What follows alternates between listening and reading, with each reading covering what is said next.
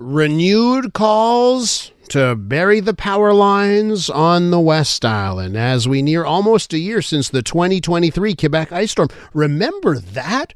Remember the ice storm we had in 2023? Left over 1 million households without power for several days. Well, Beaconsfield Mayor Georges Bourelle is calling on Hydro-Quebec to bury the lines and step it up so that if a storm happens again, we'll be in a better position. Mayor Bourelle is on the line. Mayor Bourelle, welcome back to the program.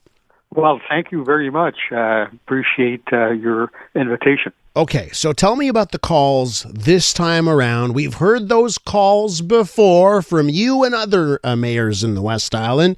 Why do you have a hope that this time around the response will be different?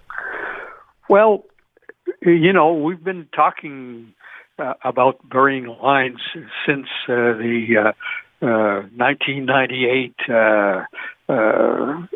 storm that we had at that point that took us without power for several days throughout the province, in fact. But nothing has happened. Really, we have not done, or there seem to be no plans on the part of Hydro-Quebec to bury lines.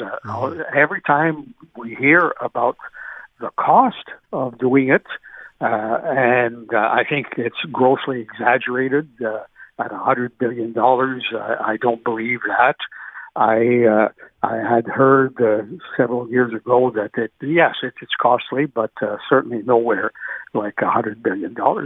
And so it doesn't have to be done all at once. I think we should target areas like Beaconsfield that has a very large tree canopy. We have probably the largest tree canopy and certainly on the island of Montreal and perhaps in the province. And we enjoy our tree canopy. It reduces heat. It also filters air pollution. So it's very important that we have a tree canopy, but at the same time, it makes us very vulnerable to climate change, to very violent storms, to all winds, strong winds.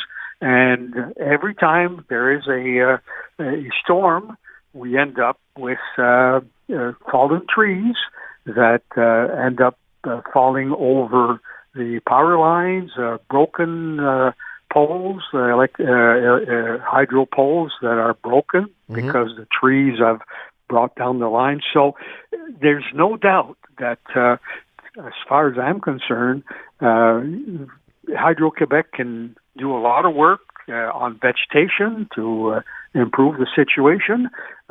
Certainly, the distribution network for Hydro-Quebec is old and fragile. A lot of old poles, a lot of transformers that are old and fragile. So these things can be improved.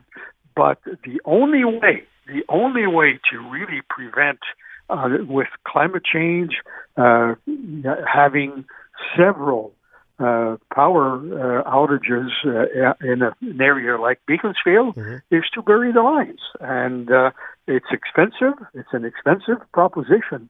But I think when we look at the cost to people losing food whenever there's a power outage, grocery stores that are closed, they lose food. The people working from home can't work during a power outage. There are more and more electric cars that need to be charged to be able to run.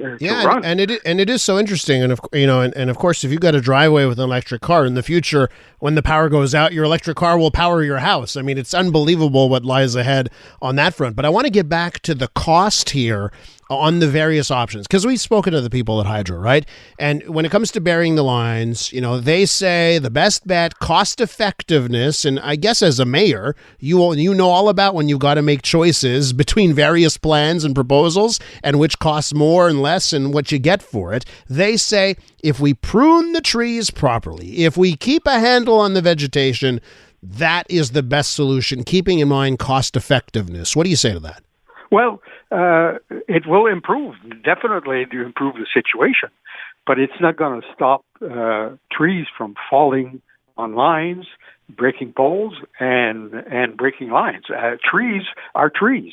And there are, as I said before, there are definite advantages in having a large tree canopy, but trees will, particularly with violent storms and high winds, the trees will continue to fall, and that will have an impact on the power lines. And we have to find a solution that is going to prevent trees from falling on lines. And that the let me only ask way you to this. me is to bury the lines. But let me ask you this, because you mentioned off the top that you believe Hydro-Quebec's estimates on how much that would cost burying the lines, you think that their estimates are too high.